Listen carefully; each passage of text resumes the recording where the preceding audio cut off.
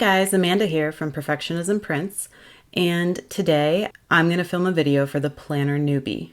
I'm going to give you all of the tips, tricks, and tools that you need to feel right at home in this planner community. All right, so first of all, let's talk about how to choose a planner. Now, what you might think is that you want to take inventory of your needs and your season of life right now, and then choose something that fits in with that. Well, that's a nice thought, but that's completely wrong. But it's okay, we've all been wrong. Now I'm going to tell you what you need to do. First of all, you want to spend at least 8 hours of time scrolling on social media, looking at what planning systems work for other people, or at least the ones that they think are pretty enough to show on Instagram. So you're going to want to immerse yourself in pretty pictures with ideal lighting, look at people's beautiful planner spreads of stickers and everything like that. And you want to see what works for other people and then make your decision from that. And you're inevitably going to have questions, but I can help you with that too. All you need to do is join a planner Facebook group or 10 and go on there and ask complete strangers your questions about what's going to work best for your life. Okay, so now let's say you found a planner. The planner that the internet chose for me was this Gillio black matte croc with PerfectionismPrints planner inserts. Pretty solid choice. And so now you might think that you can get right into the process of writing down all of your to-dos and events and all of that. But no, it's not time for that. You're not ready to actually write in your planner yet. Oh no, close that planner back up. Now, not many people know this, but it's actually the law that before you can write in your planner, you have to own at least 10 rolls of washi tape. And bonus points if you put it in a cute container that will look good on Instagram. Don't worry if you don't know how you're going to use the washi tape or if you don't like it. Actually, if you don't like it, you're probably going to want to keep that to yourself. So that stuff doesn't matter. You just need to have it. So once you have your 10 rolls of washi tape, you can put those aside for inspiration. Now the next thing you're going to need is a pen. Now, lest you think you should just grab the nearest pen that you see.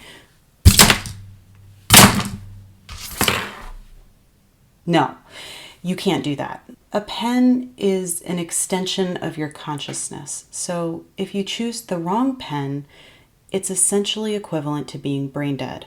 Thus, you have to put some thought into your writing tools. The first thing you're going to want to do is take some time to choose a black pen. Now that might sound easy, but if you think it's easy, you have not done enough research. I have a few options right here. Here's another one, and also that one. Okay, and this one too. So you need to keep in mind that not all pens are created equal. You have to decide, and this is a personal decision that everybody has to make for themselves. You have to decide what kind of tip is going to make your handwriting look the best. So do you want a felt tip pen, a needlepoint gel pen, a conical tip gel pen? Do you want a Pilot G2?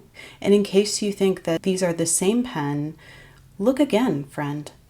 This one is a Pilot G2 07, and this one is a Pilot G2 10. They are as different as a Hobonichi and an Erin Condren. And if you don't get that reference, you need to go back to step 1 and spend some more time on the planner Facebook groups, okay? The size of your pen stroke is roughly equal to the energy of your goals.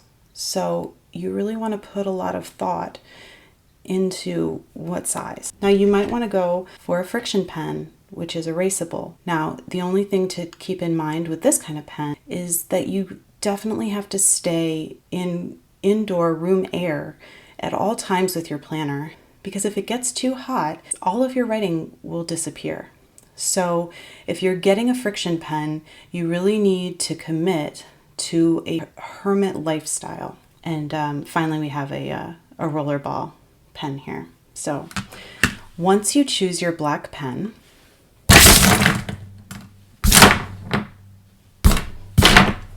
next you're going to want to choose your colored pen.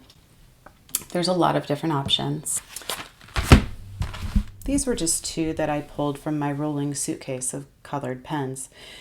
The main thing that you want to remember is that no matter what pen style you get, you have to make sure you get it in all of the colors it's offered in, even if you don't think you're going to use all those colors, because you don't know how many colors you're going to use.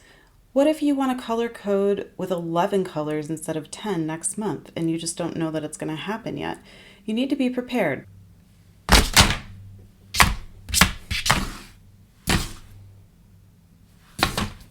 Now the next thing you're going to need is a multi-pen. You may wonder why you need a multi-pen when you have all of these other colored pens that we just talked about. Well, the answer to that is very simple. Someday you may be somewhere where you're not able to bring your rolling suitcase of pens. You may need to pack a little bit lighter. So it's important that you have a more portable alternative that still offers a selection of colors. However, you can't just have a multi-pen because each one of these little pen refills in here is the size of a hamster's bladder, and it's barely enough ink to finish your sentence. So the multi-pen should only be used in extreme emergencies when it's not feasible to bring your rolling suitcase of pens, or when your airline has a weight limit. Next is a staple in your planning collection. This, my friends, is a Tombow dual brush pen. Now, on one end, you have a brush tip for things like brush lettering. On the other end, you have a fine tip. It doesn't matter if you don't know how to brush letter, and it doesn't matter if you actually need to be able to see what you're writing with the fine tip, because I mean, let's face it, this one's so light that you won't actually be able to see the words that are coming out. However, that's not important. What's important is the aesthetic, the neutral yet pretty color, and above all, the fact that they're really trendy in the planner community right now. Going to need one of these.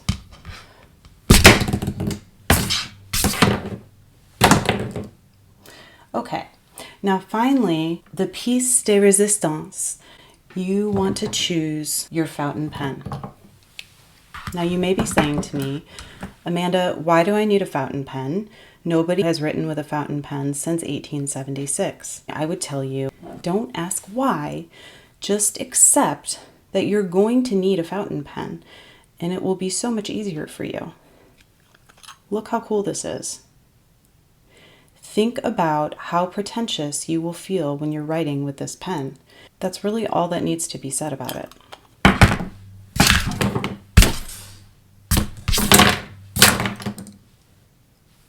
And that's how to choose a pen. Next, you're going to need some stickers. Stickers are what makes planning an art form, similar to Impressionism. Now, these are some Happy Planner stickers, but believe me, there's much more where these came from. So you can get stickers at a lot of places, but the main thing is you want to hoard them. Even if you never use them, again, be prepared, right? You need to have stickers on hand. Look, seasonal stickers. Oh, look, foil. That is like planner kryptonite right there. Can't resist a foiled sticker. Probably gonna need to use that right now. Next, you need to choose a color scheme. This is very important. This will tell you what kind of planner you are. Now, you can see here that I have 3 somewhat muted color schemes. And that's because if you plan with a color scheme of primary colors, you're essentially equivalent to a kindergarten student. So you're going to want to choose something muted and grayish and a little boring. You could choose like a nice, cool color scheme or something soft and feminine. But if you want to be safe, I would stick to the planner equivalent of the Urban Decay Naked palette. This is a very subdued and neutral color scheme that will elevate your planning to the level of Boss Babe. Once you have a color scheme, it's incredibly important that you choose sticky notes and page flags that fit into that color scheme. Now, sticky notes are all about aesthetics. They're not actually about function. So don't be concerned if your sticky notes don't actually stick to anything. Next, you're going to need some Ollie Clips. If you don't know what an Ollie Clip is, you need to go back to planner basics. These are incredibly strong magnets that are essential in the planning community. They'll hold everything from sticky notes and loose papers to become a decorative ornament holding nothing, worn on the front of your planner with pride. Now it's time to actually write in your planner. But I'm feeling really tired now because I just spent a lot of time going over all this other stuff. And you might find that you feel the same. But that's okay, because planning is a lifestyle, not a way to write down your appointments and schedule. That's not the point. The point is that you spend so much time with all of the accessories and with planning your planner that you procrastinate and don't actually have to do any of that unpleasant stuff that you need to get done. So we'll just save the actual writing in your planner for another video. Thank you all for watching and have a great day. Hey guys, it's Amanda. Here is my disclaimer again. I know some of you told me last time that you didn't think the disclaimer was necessary, but I don't want anybody to feel like I'm making fun of them. It's really important to understand that I'm making fun of myself the most. I just want you all to know that I have nothing but love for all of you. I so appreciate you coming to my channel and watching these ridiculous videos, and please know that this is just done in fun and love. So I hope you enjoyed this video for what it was, just a fun little satirical blurb, and I hope you have a great day.